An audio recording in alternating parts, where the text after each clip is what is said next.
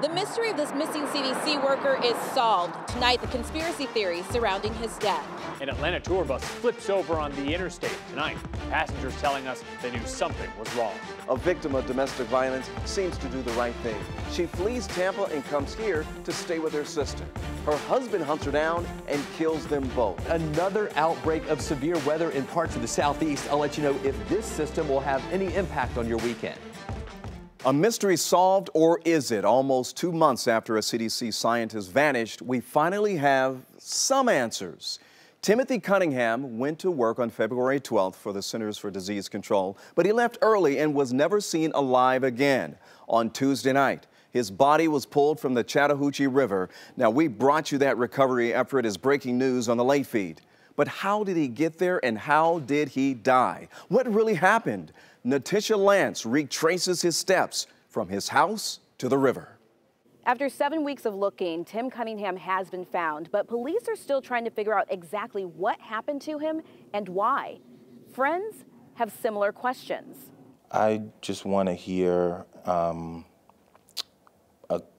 cogent, believable story, something that fills in these huge gaps between the person that I know him to be.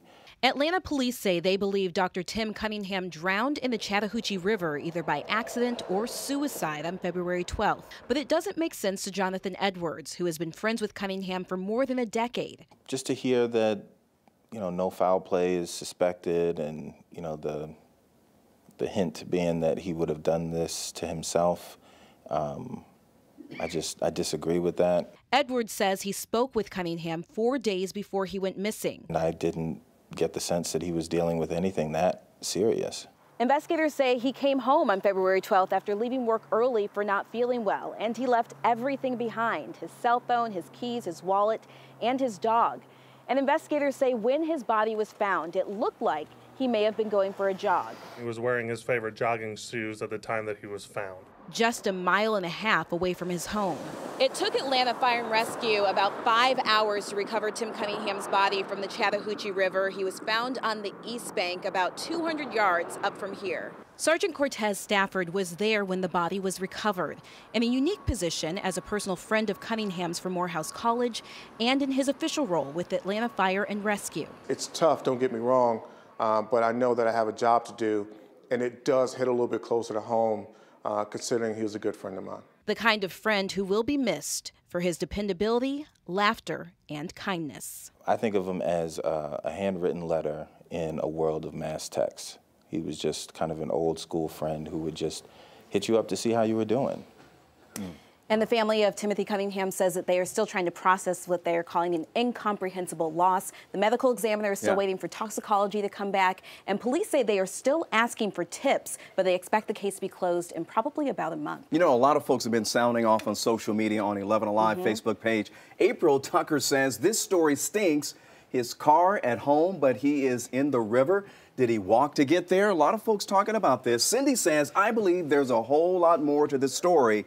Too much was left behind in his apartment for this to be accidental. Also, Debbie, she says something about this stuff and his car being at home and he drowns in the river is fishy. And Angela says, sounds like he was probably killed and dumped in the river. Now, you spoke with investigators. What are they saying about this murder conspiracy? Well, the one thing that they are saying for sure, Ron, is that he was not murdered. But there was something that came up multiple times at the press conference today. Take a listen. At this point, we have no indication of foul play involving Dr. Cunningham. As a point of emphasis, there's been no foul play indicated to this point where we are right now. So we just verified that there was no murder. This was according to law enforcement. Right, and we should point out that they said that about 5 times at that press conference today, so they overemphasized that no foul play was involved in this. Okay, Natisha, thanks a lot. By the way, folks, you're going to find a lot more background information on the Cunningham case, including our previous coverage, photographs and videos right now on 11alive.com. This next story is more than disturbing. It's very scary and all too real for many of us here in Georgia. A woman trying to escape an abusive relationship flees to family and ends up dead.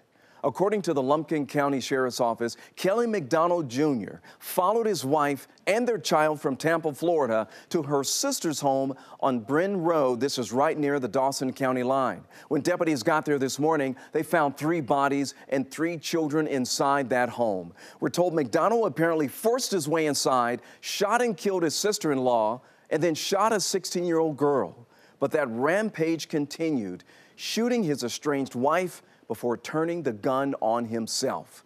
A 2-year-old child was also hurt, but a 13-year-old escaped and ran to a neighbor's home to call 911.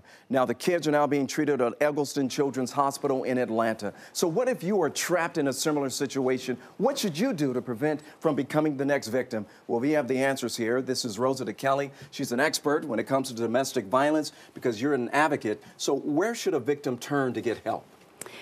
It is unfortunate that this happened, but your family and your friends are not the place to go. You want to seek protection. You want to seek a place where you can be safe to take further action.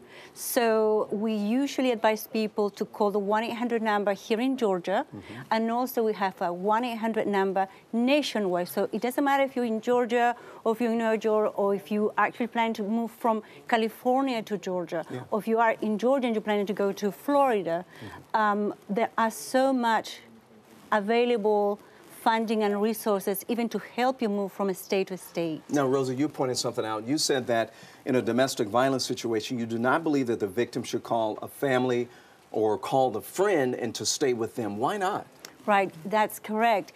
Because the abusive spouse or partner could actually follow you. They know your whereabouts. So a shelter is one of the places that will keep you safe, but not also that will help you prior to leaving an abusive situation with safety planning. Safety planning is key when you're leaving your spouse because it's the time where an abusive person, in this case, a woman, will be at the highest risk. And when somebody tells you that they are going to kill you, believe them, they are going to kill you. It is a serious matter. Okay, Rosa DeKelly, thank you. We really appreciate your time here. And of course, folks, we're going to put more information on our website at 11alive.com. Thank you, Rosa. Thank you. Time now to check in with our speed feed. President Trump now on the record officially denying any knowledge of a hush money payment made by his lawyer to adult film star Stormy Daniels.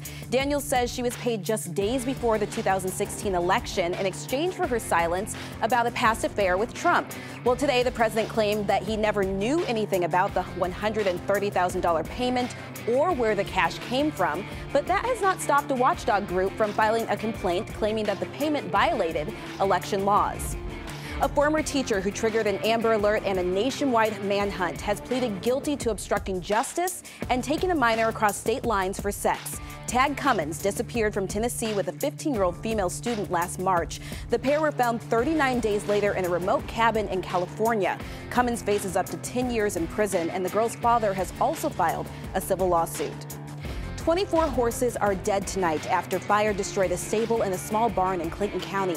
Now you can see how vicious those flames were in this photo from the fire department, but images from our chopper really show the extent of the damage that happened there. Now this happened just before midnight last night at a farm on Noah's Ark Road in Jonesboro, and no humans were hurt in this, and we have learned that one horse did survive, luckily, but right now we still don't know exactly how that fire got started.